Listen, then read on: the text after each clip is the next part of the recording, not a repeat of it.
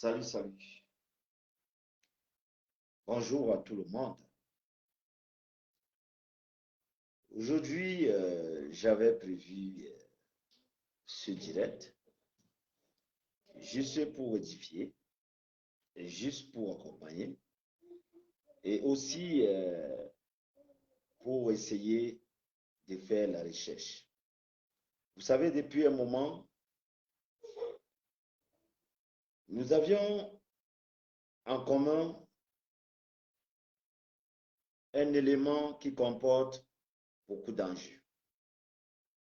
Et cet élément, c'est simplement vous et nous, toi et moi. La jeunesse africaine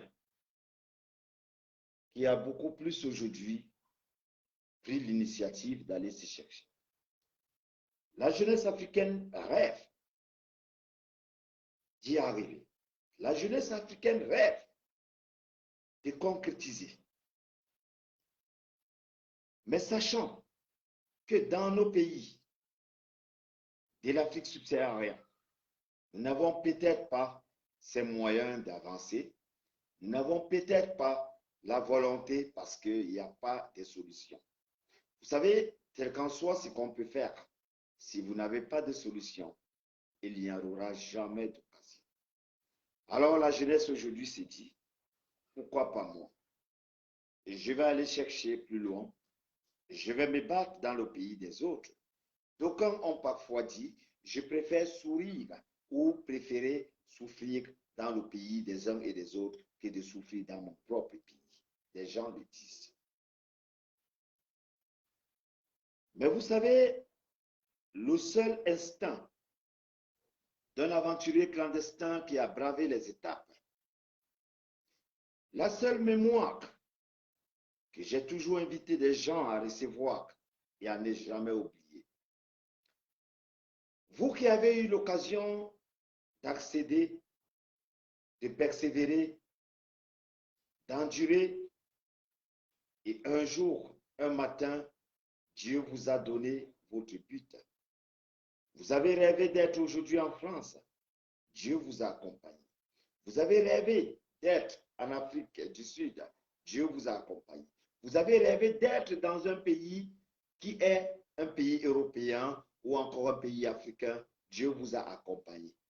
Vous qui avez eu cette étape, vous qui avez traversé des métamorphoses, vous qui avez bravé certaines étapes et vous qui avez souffert, vous devez parfois vous retourner et penser à ces étapes et rémunérer.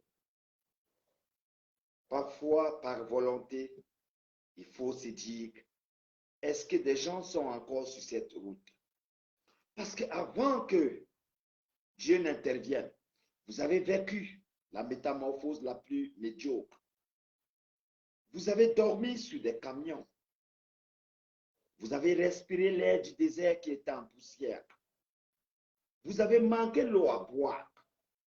Vous avez manqué de quoi manger.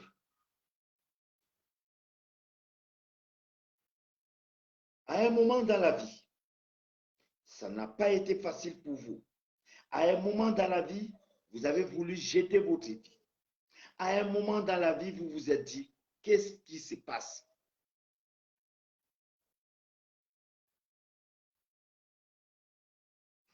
Dans la vie, Dieu a un programme pour tout le monde.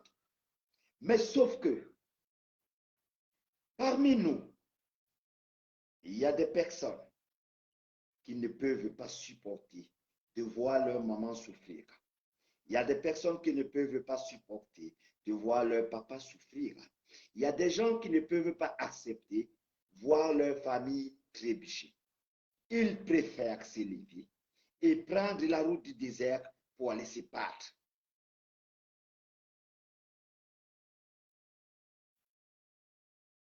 Mais quelles sont les solutions?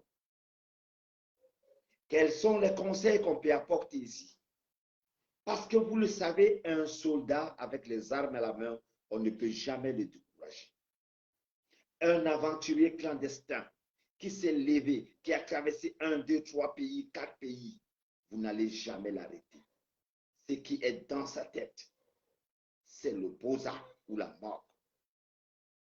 Un aventurier qui a pris ses pieds, qui a traversé un pays, 2 pays, 3 pays, 4 pays, vous ne pouvez jamais le freiner parce que l'aventurier clandestin est plus dangereux qu'un militaire avec des armes à la main.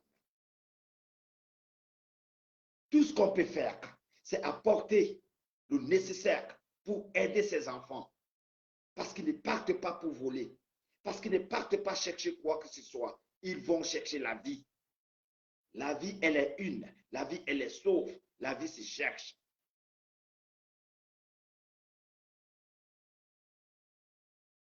Vous avez les opportunités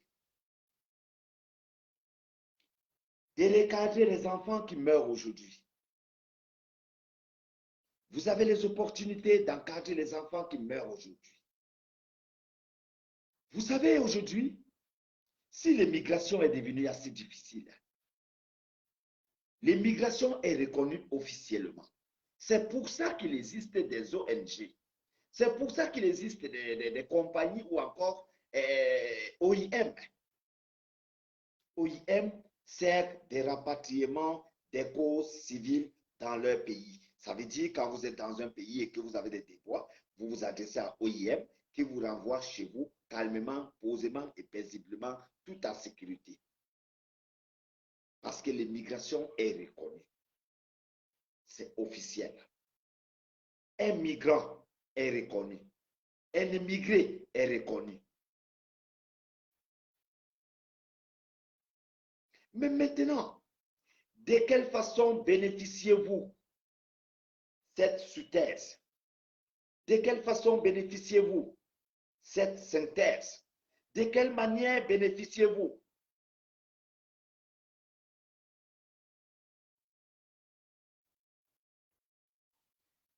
Vous avez constaté l'immigration depuis l'ère de nos parents, depuis l'ère de nos mamans, nos papas, nos oncles, nos tantes, qui sont passés par la route, qui ont regagné l'Occident. L'immigration avait été facile jusqu'en 2016. En octobre 2016, où vient intervenir l'Union européenne sur l'immigration.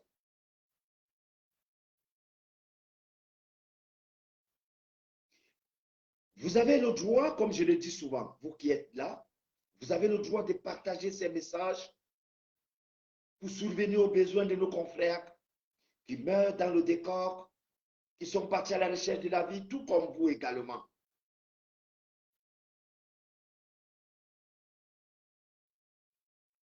Je le disais tantôt,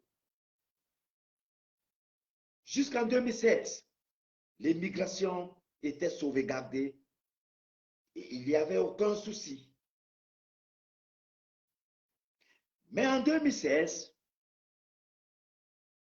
l'intervention de l'Union européenne pour contrer le passage aux Africains subsahariens qui s'avancent vers la Libye, qui s'avancent vers l'Algérie, qui s'avancent vers le Maroc.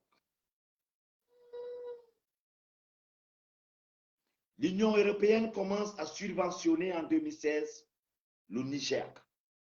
Vous savez, au Niger, en 2015, en 2011, en 2012, en 2010, en 2009, et avant 2008, 2007, 2005, le passage était gratuit. Vous aviez pris un transport, vous êtes quitté du Cameroun, par exemple, vous allez avancer jusqu'en Algérie, vous n'avez aucun souci de paiement parce que le paiement se faisait avec des vagues sommes qui n'étaient pas considérées. Le paiement se faisait parce que vous arrivez quelque part, vous avez une chaîne. On prend de votre chaîne et on vous fait traverser. Auparavant, c'était comme ça l'aventure. L'aventure se faisait par des manières, je ne sais comment expliquer, mais c'était absorbant. Ça veut dire on pouvait encore être réceptif, on pouvait encore être molle, on pouvait encore écouter. L'aventure auparavant n'avait pas d'enjeu parce que les gens se sentaient concernés. Et c'est des papas des familles qui allaient en aventure en ce moment. Parce que quand un papa, quand une maman se voyait dans une famille et qu'elle a des enfants et que ça ne marche pas, elle est obligée de prendre la route du désert pour aller se battre. Et à l'époque, ça se passait très bien. Il n'y avait aucun souci, il n'y avait aucun problème. Parce que la route était encore ce qu'on appelle, la route était vierge. Jusqu'en 2016, où vient l'intervention de l'Union européenne sur l'immigration. Parce que l'immigration vient être subventionnée par l'Union européenne qui va payer le Niger pour bloquer les routes aux Africains subsahariens. Et quand les routes commencent à être bloquées, ça devient plus cher. Ça commence à être un peu difficile. Et les enchères vont monter. C'est pour ça que vous allez voir aujourd'hui, les gens qui prennent la route aujourd'hui, si vous n'avez pas 1 million, 1,5 million, vous ne pouvez pas emprunter la route. Pourquoi? Parce que tout est devenu non seulement difficile et la route est devenue dangereuse.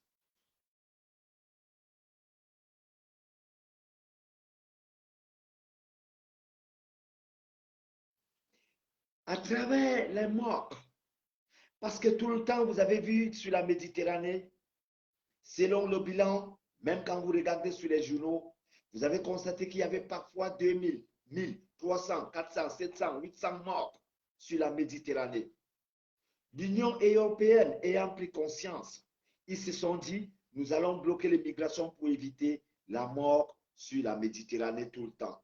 Parce que c'est les mêmes Européens qui subventionnent souvent pour que les corps sur la Méditerranée rentrent dans vos pays.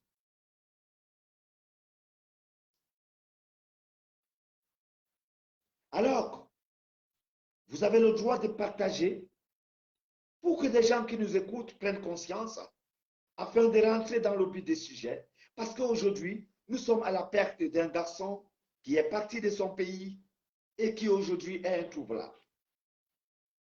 Quelles sont les causes?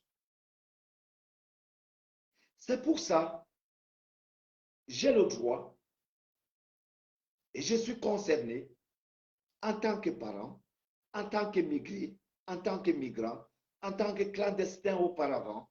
Je suis dans ce domaine et je suis concerné de pouvoir édifier, éduquer cette jeunesse africaine qui va prendre la route demain ou après-demain. Pourquoi? Parce que cette route, ces gens qui la prennent, les gens ne prennent pas la route parce qu'ils vont voler. Les gens ne prennent pas la route parce qu'ils vont faire quoi que ce soit du mal. Les gens prennent la route parfois pour la malgouvernance de nos pays. Les gens prennent la route parce que parfois ça ne va pas bien. Les gens prennent la route parce qu'ils veulent subvenir aux besoins de leur famille. Ils vont regarder leur maman souffrir. Leur papa, ça ne va pas. La cause de problèmes aujourd'hui dans nos familles internes, nous sommes des Africains subsahariens. Nul ne peut accepter voir la souffrance et rester là, regarder. Il va se dire, je vais aller chercher ailleurs. Il va se lever et il va partir de chez lui. Mais maintenant, vous savez, vous connaissez déjà les causes. Aucune personne dans ce monde entier qui a connu les routes de l'aventure, qui a connu un pays, qui a connu 2 pays, qui a traversé 3 pays, 4 pays, vous ne pouvez jamais mettre dans sa tête de faire une marche arrière ou encore de retourner chez soi. Parce qu'un aventurier est plus dangereux qu'un militaire avec les armes à la main. Un aventurier qui a pris la route d'aller se chercher, il est plus dangereux qu'un gendarme avec les armes à la main. C'est pour ça l'aventurier, le seul apport de votre part, c'est simplement des conseils, c'est simplement l'orientation. Mais vous ne pouvez détourner son but d'atteindre et d'arriver à l'Occident. Si je n'avais pas fait l'aventure, je ne serais pas ce que je suis aujourd'hui. Si je n'avais pas traversé le désert, je ne serais pas là où je suis aujourd'hui. Si je n'avais pas risqué ma vie, je ne serais pas où je suis aujourd'hui.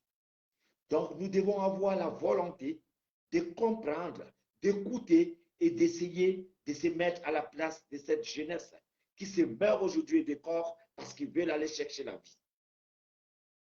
Mais tout ce qu'on peut apporter à leurs besoins, c'est de mettre les armes efficaces sur leur chemin. Et ces armes efficaces ne peuvent qu'être des bons conseillers et la bonne orientation. Vous vous rendez compte? Vous avez vos enfants en Afrique subsaharienne qui rêvent de devenir des footballeurs, qui rêvent de devenir des grands hommes d'affaires, qui rêvent de devenir des parents de famille, qui rêvent d'avoir des belles voitures, qui rêvent de construire des villas. Mais ils le savent qu'en Afrique, la malgouvernance ne permet pas qu'on avance. Parce que chacun veut faire à sa soif, chacun veut faire à sa mesure, et ça ne permet pas que tout le monde soit au besoin. C'est pour ça que les jeunes rêvent d'aller conquérir ce qui en dépend de demain dans l'Afrique de l'Ouest, ou encore l'Afrique blanche, ou encore en Occident. Merci pour les cas. Partagez-moi ce message. Aujourd'hui, nous avons du mal. Vous savez, tout à l'heure, nous allons lancer la recherche d'un jeune homme qui nous vient de la Guinée.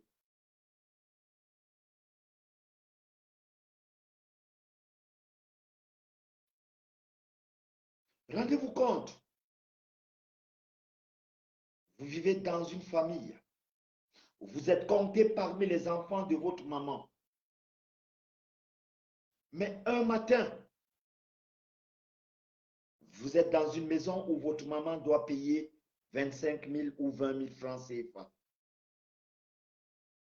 Un matin, le propriétaire ou le bailleur arrive et il pose des conditions à votre maman en disant, si vous n'avez pas de l'argent, vous libérez le local avec vos enfants. Vous êtes un homme, vous êtes un garçon, vous êtes là à regarder et à écouter. Comment est-ce qu'on traite votre maman? Il n'y a personne qui va accepter cela. C'est pour ça que les jeunes aujourd'hui rêvent d'aller conquérir le besoin et venir aider les familles. Les familles souffrent en Afrique subsaharienne. Les familles endossent les souffrances.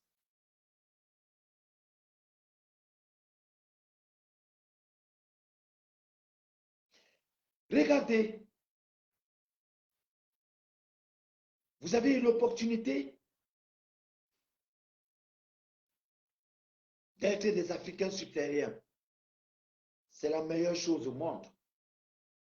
Pourquoi? Parce qu'à travers votre peau, quand vous êtes dans le pays des gens, vous voyez comment on vous traite.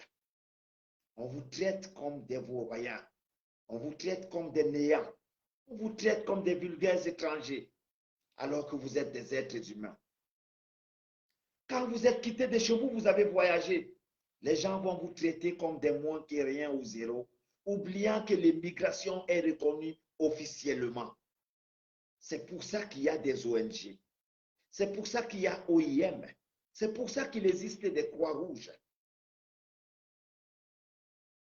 Tout ceci existe parce que l'immigration est reconnue. Un migrant a des droits. Un aventurier clandestin a des droits. Mais comment faire pour bénéficier de ces droits?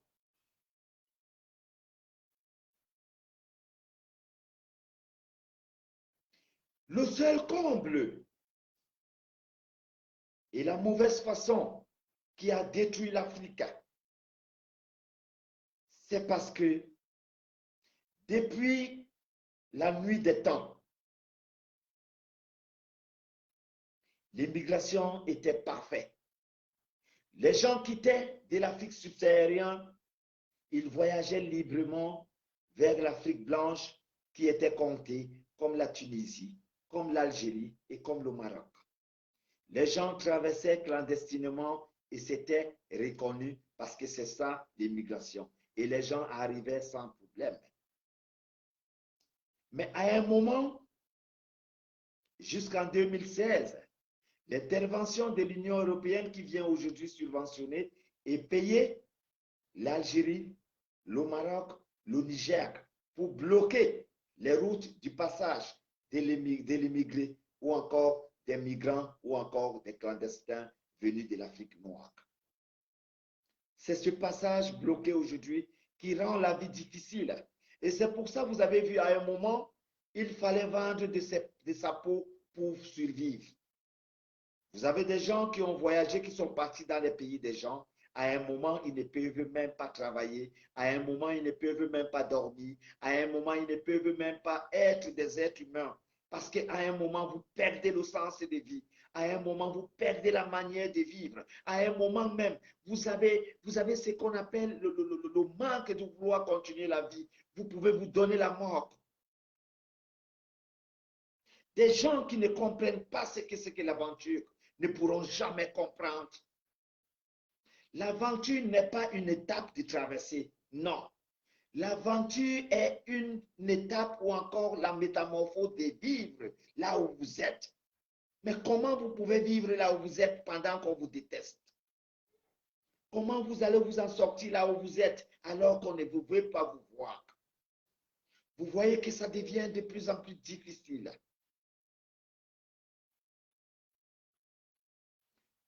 C'est pour ça que vous allez regarder certains passeurs. Les passeurs africains subsahariens rentrent en conférence ou encore rentrent dans ce domaine de pouvoir démanteler ou encore de pouvoir servir d'appât contre leurs frères. Les Africains subsahariens sont vendus par leurs propres frères. Les Africains subsahariens sont méprisés, détestés par leurs propres frères.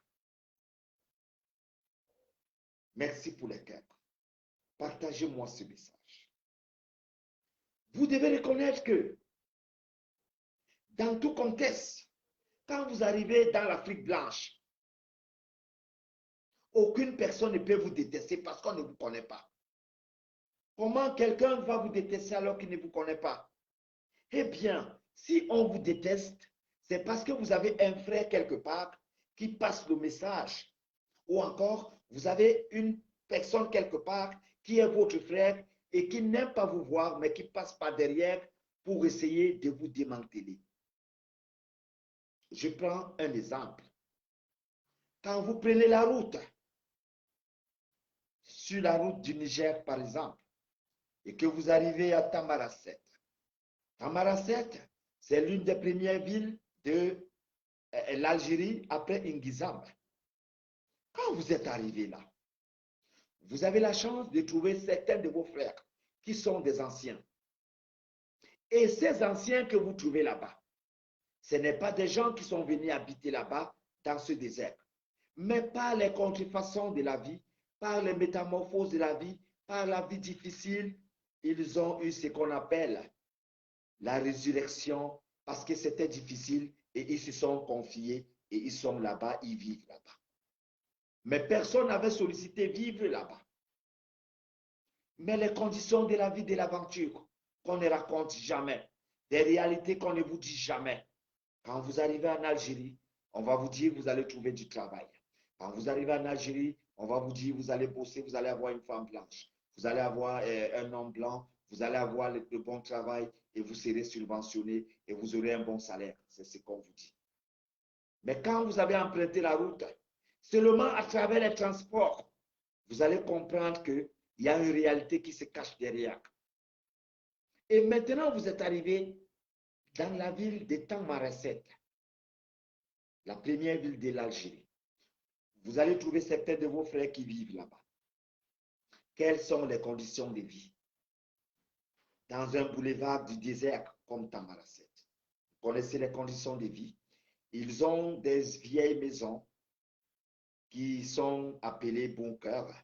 Ils ont parfois des vieilles cagnottes qui sont abandonnées. Ils vivent là-bas dans des ghettos.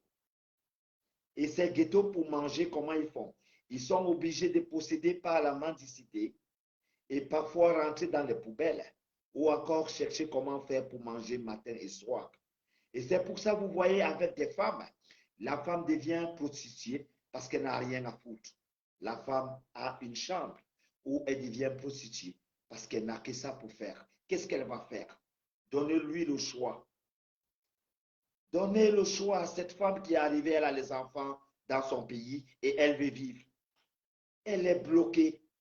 Elle ne peut rien faire. Elle ne peut pas avancer. Elle a des enfants qu'elle a abandonnés et on lui soumet aujourd'hui dans la tentation parce que là, elle doit vivre, elle doit manger et elle doit continuer son aventure. Mais par contre, elle est bloquée à Tamaracet.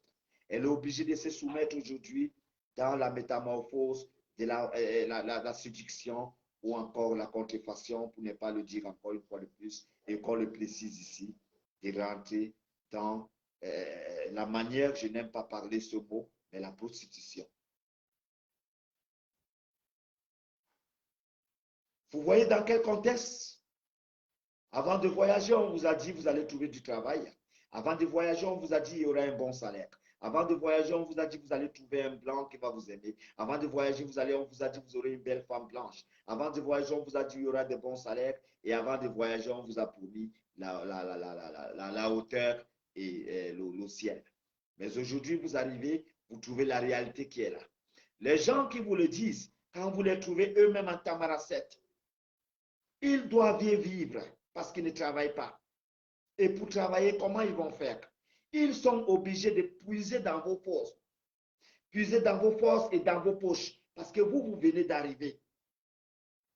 Quand vous êtes arrivé, c'est eux qui vous accueillent. À Tamaracet, par exemple. Mais eux, ils ne travaillent pas. Ils vous ont accueilli dans un bunker.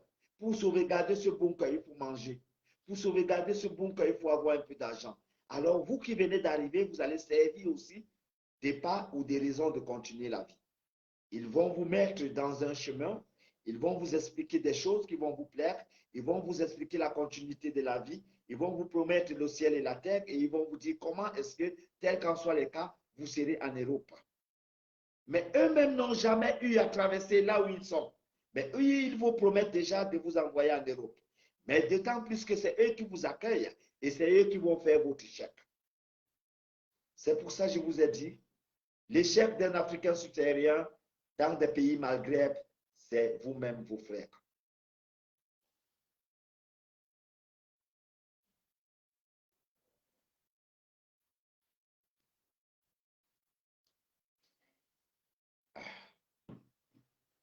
Maintenant,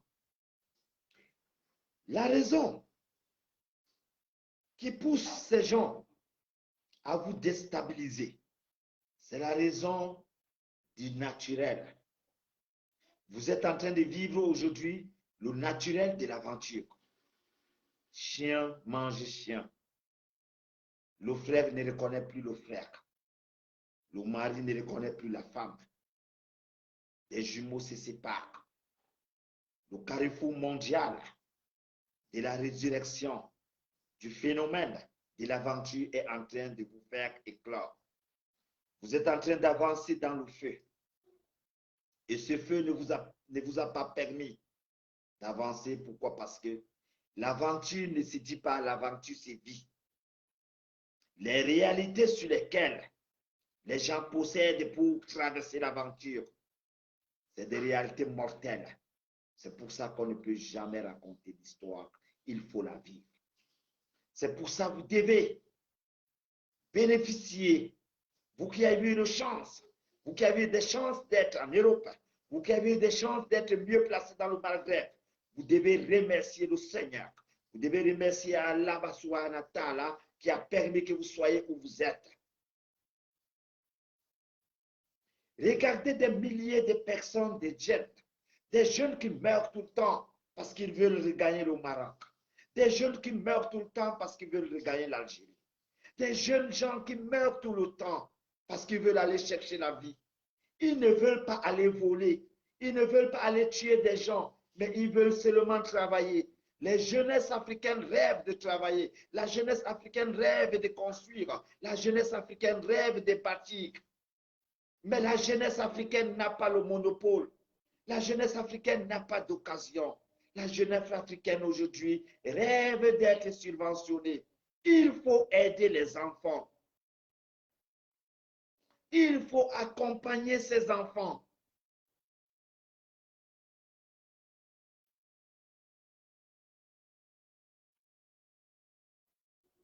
Vous vous rendez compte quand vous êtes en Algérie, pour vous rapatrier, le rapatriement qui est reconnu officiellement devrait se faire par un avion. Ça s'appelle déportation. On vous prend, on vous déporte et on vous envoie dans votre pays biologique ou d'origine. Mais rendez-vous compte, quand vous êtes dans un pays comme l'Algérie, avec cette façon de vie, on vous prend en cours de route, on vous met dans un camion avec des chameaux, on va vous abandonner à un désert entre Ingizam et Tamaracet. On vous laisse à quelques 62 km, 42 km, 32 km, 25 km des maisons en plein désert. Et pendant ce temps, on le fait dans la nuit. On vous jette une bouteille d'eau à 2 personnes. Vous allez marcher 42 km, une bouteille d'eau à 2 personnes.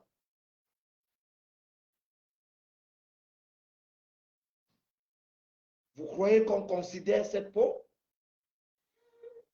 Vous croyez qu'on considère la peau noire? Vous croyez franchement que la peau noire est considérée dans l'humanité? Si oui, pourquoi ne pas organiser les déportations en respectant les droits humains ou en respectant les droits du monde, qui sont le respect de l'être humain? Pourquoi on rapatrie des gens dans le camion avec des chameaux? On vous fait ce qu'on appelle une déportation des animaux. On vous prend pour vous jeter dans un désert. Ça s'appelle vraiment, ce n'est pas l'immigration. Ce n'est pas respecter les droits des humains. Mais nous sommes obligés de continuer à civiliser, de continuer à communiquer et de continuer à sensibiliser nos frères et sœurs qui prennent la route. Tout à l'heure, nous allons rentrer dans le contexte d'un frère qui est porté disparu depuis 4 mois, ayant déjà payé son argent parce qu'il voulait regagner l'Europe.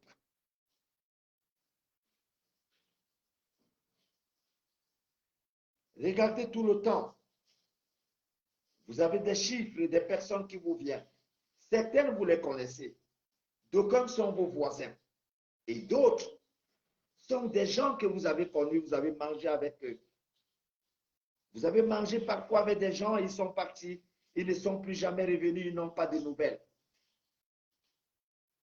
Parce que la route de l'aventure est devenue un fléau de mort.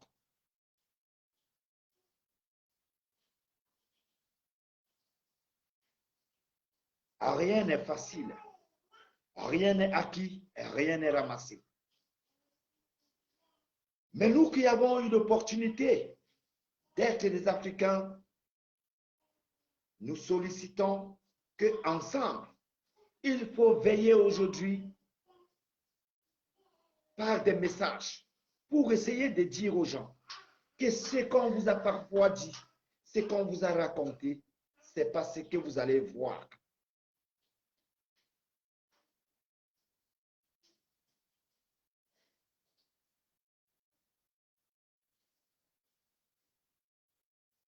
Voilà un exemple.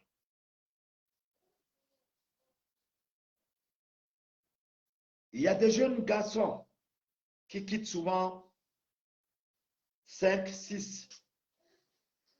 Mais arrivés dans des pays comme l'Algérie, ils vont se séparer. Ils vont se haïr. Ils vont parfois même s'empoisonner. Pourquoi? Parce que vous arrivez là où il faut avoir des réalités. Et je vous ai dit aujourd'hui, l'aventure, celui qui vous donne le droit d'être ce que vous êtes, c'est celui qui vous accueille. Parce que celui qui vous accueille, s'il est quelqu'un qui est prostitué, vous devenez prostitué. Si c'est un bandit, vous devenez bandit. Si c'est un voleur, vous devenez voleur. Si c'est un travailleur, vous devenez travailleur. Parce que celui qui vous accueille vous amène sur son chemin. L'aventure en dépend de celui qui vous accueille.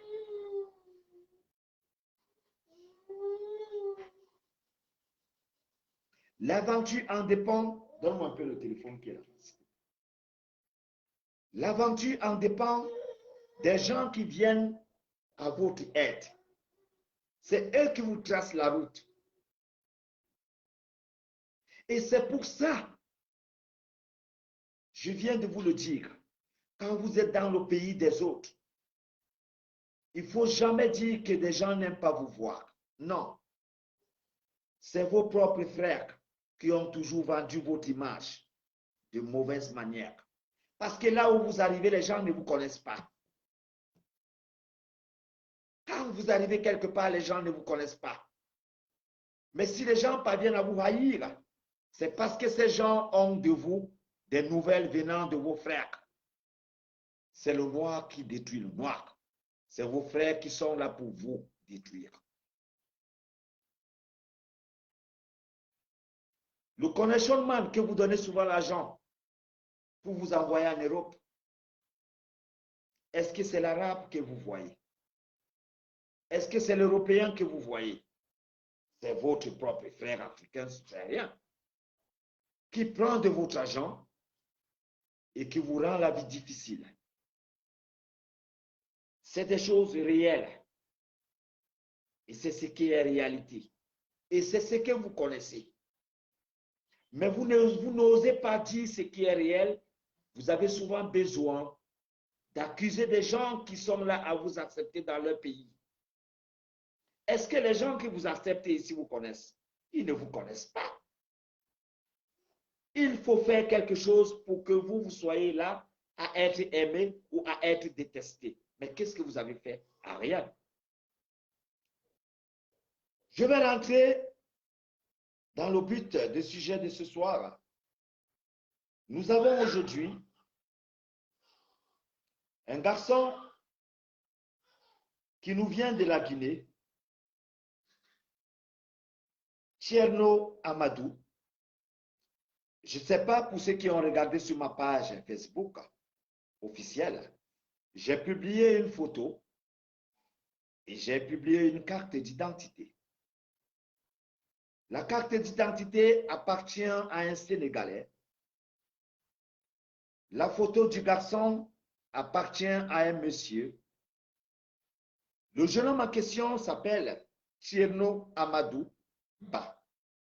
Thierno Amadou Ba, il nous vient de la Guinée-Conakry. Ce garçon est parti de la Guinée-Conakry. Et Dieu merci, il est arrivé en Algérie. Et Dieu merci, avec les métamorphoses, les difficultés, il s'est retrouvé dans la frontière du Maroc-Algérie. Ça s'appelle Magnaye. Pendant que nous y sommes, vous savez, pour vivre dans ces conditions à Magnaye, il y a deux façons. Là-bas, vous vivez dans un village. Ce village est un village qui vous laisse le choix de repartir vers le Maroc ou qui vous laisse le choix d'emprunter le train et remonter vers Oran ou encore Tlemcen. Mais Dieu merci, le garçon qu'on appelle Thierno Amadou Ba, qui nous vient de la Guinée, il a eu la chance d'être à Magnaye, il a eu la chance de rencontrer certains de ses frères africains, parce que vous savez, quand vous êtes quitté de votre pays et que vous êtes déjà dans l'Afrique blanche, vous êtes obligé de vous mélanger et des Camerounais, et des Sénégalais, et des Guinéens, et des Centrafricains et des Maliens parce que vous devez faire ce qu'on appelle le regroupement familial. Vous devez vivre en famille. Vous devez vous organiser, sinon nul ne peut vivre là-bas. Parce que ça devient difficile. C'est des pays où on n'aime pas accepter la peau noire. La peau noire est considérée comme zéro. On vous piétine, on vous chasse. Même pour recevoir de l'argent, dans un pays comme l'Algérie, vous ne pourrez aller en banque avec votre passeport. Merci pour les cartes. Partagez ce message. J'ai dit, vous ne pourrez aller en banque en Algérie chercher de l'argent si vous avez la peau noire. Vous êtes éliminé dans le contexte du monde. On ne vous reconnaît pas. Vous vous rendez compte jusqu'à quel point l'être humain est humilié dans un pays où on peut vous envoyer de l'argent, mais qu'on dise aux gens que vous ne pouvez même pas aller à la banque chercher l'argent parce que vous êtes noir. Ça n'existe pas, mes frères et sœurs. Mais maintenant, je vous ai dit tout à l'heure que le sujet de ce soir, c'est la recherche d'un garçon qui est parti et qui est porté disparu. Un jeune homme qui est quitté en Guinée, Conakry, c'est l'Afrique subsaharienne. Il a dit à sa maman, maman, c'est difficile, je vais aller me battre. Maman lui a dit, c'est difficile mon fils, mais je ne peux rien. Vas-y mon fils, en cours de route, appelle-moi. Sa maman lui a donné les bénédictions. L'enfant se sépare de sa maman parce qu'il va aller chercher la vie. Voilà l'enfant qui est parti. En cours de route, tout le temps, il informe sa maman, je suis à tel endroit, je suis à telle place, et me voilà arrivé à Marignan. Et il dit à sa maman, Marignan va nous donner le droit de continuer au Maroc, précisément en Espagne. Par cette géographie, Dieu a permis à ce garçon qui s'appelle Tierno Amadouba, qui nous vient de la Guinée, de connaître ou encore de faire la rencontre d'un monsieur qu'on appelle Amadou Diallo, qui nous vient tout droit du Sénégal. Amadou Diallo qui nous vient du Sénégal, qui a bien précisé au petit, je vais t'envoyer en Europe, je vais t'envoyer en Espagne. Il faut contacter ta maman. Alors, par les deux accords, le garçon étant fier, le garçon étant content, permettez-moi de boire une gorgée. Partagez-moi ce direct, s'il vous plaît. Vous savez, c'est des directs à partager. Vous êtes concernés. Vous avez vos enfants.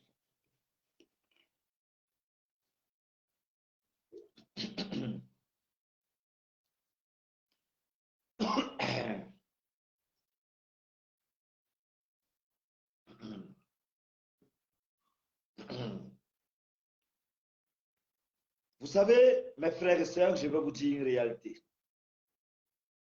Je suis un conseiller migrant. Je prends de mon Internet, je prends de mon énergie, de ma connaissance, de mon apport physique comme être humain. Je me mets à la place de tous les hommes. Quand je m'assois ici, vous êtes dans l'obligation de passer ce genre de messages partout dans vos téléphones et de partager parce que ça rentre dans le contexte de l'éducation. Voilà nos frères qui mouraient. Voilà nos frères qui meurent. Voilà nos frères qui perdent la vie dans les déserts, sur la Méditerranée tout le temps. Voilà nos frères qui n'ont pas l'opportunité d'avancer. Tout le temps, ils appellent maman, ça ne va pas. Tout le temps, ils appellent papa, ils appellent tonton, oncle, tantine. Ils appellent la famille en longueur de journée pour dire ça ne va pas. Parce que ces enfants sont butés par le carrefour de la mort.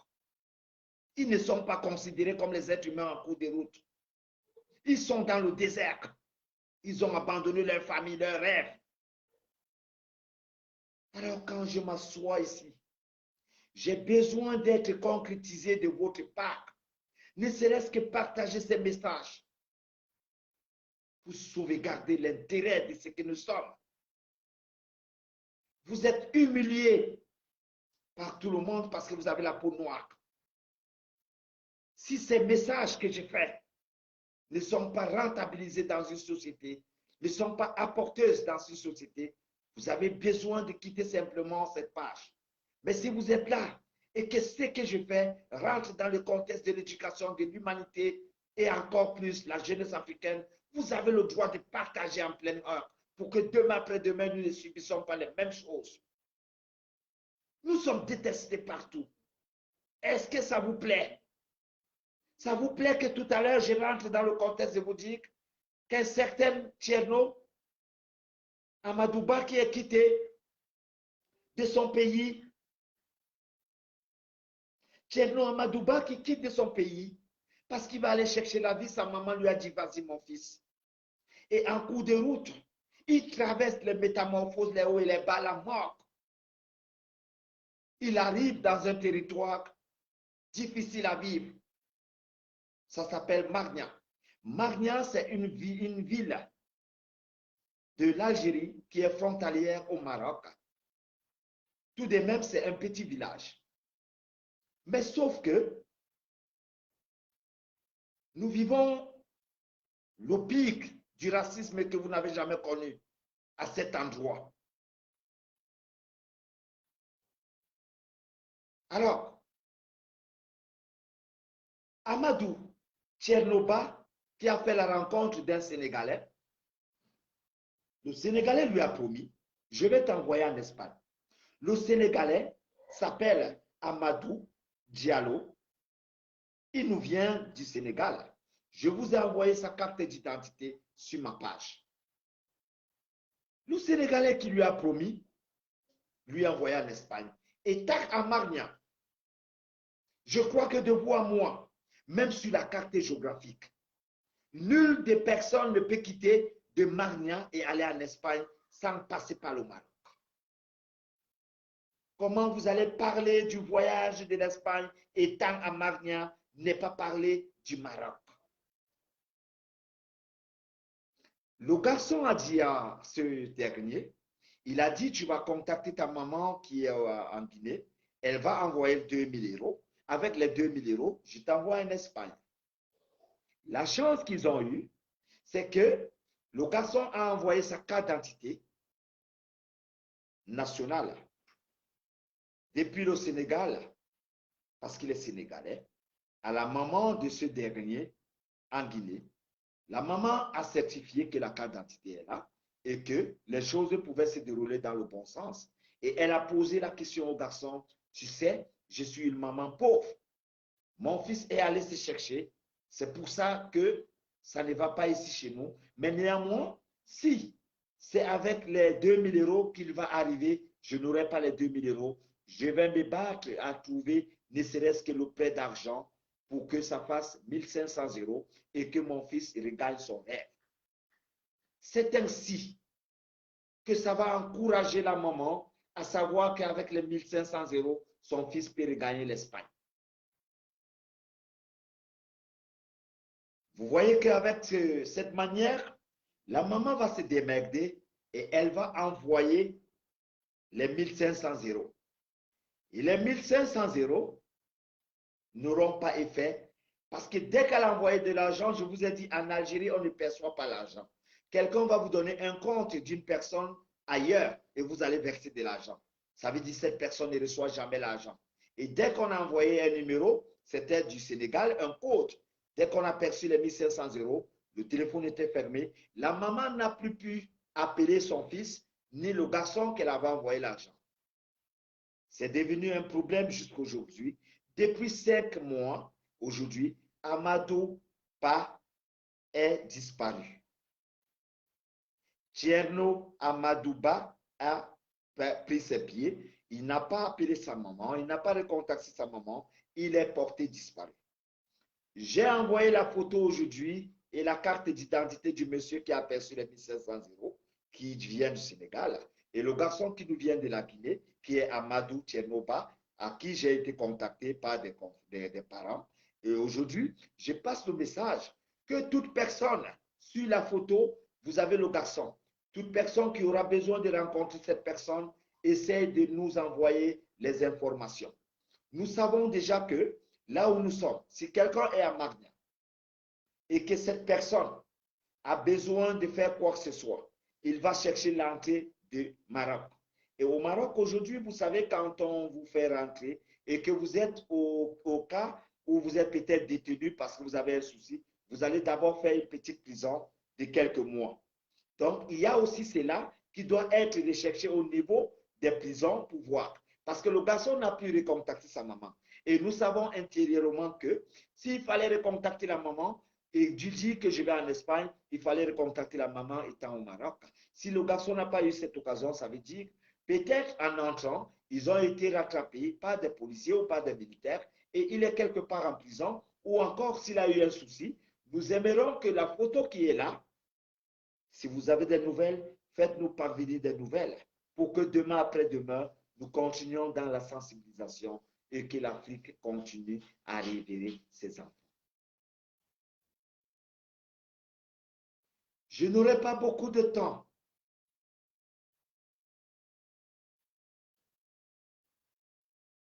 Je n'aurai pas beaucoup de minutes à accorder à ce genre de direct parce que j'ai en mémoire de faire 2 à 3 directs par semaine pour sensibiliser ma nation. J'avais fait l'aventure. J'ai vécu l'aventure. J'ai traversé les métamorphoses de l'aventure, je les ai vécues. J'ai mangé dans des poubelles pour être ce que je suis aujourd'hui au Maroc. Dieu m'a permis d'avoir ces opportunités aujourd'hui. Et avec les opportunités des Africains, nous pouvons aider nos frères et sœurs à avancer. Et c'est pour ça que je vous demande, la seule chose de votre part, c'est de dispenser les messages en cours de journée pour que ces directs rentrent dans les oreilles des gens qui vont nous ramener des nouvelles.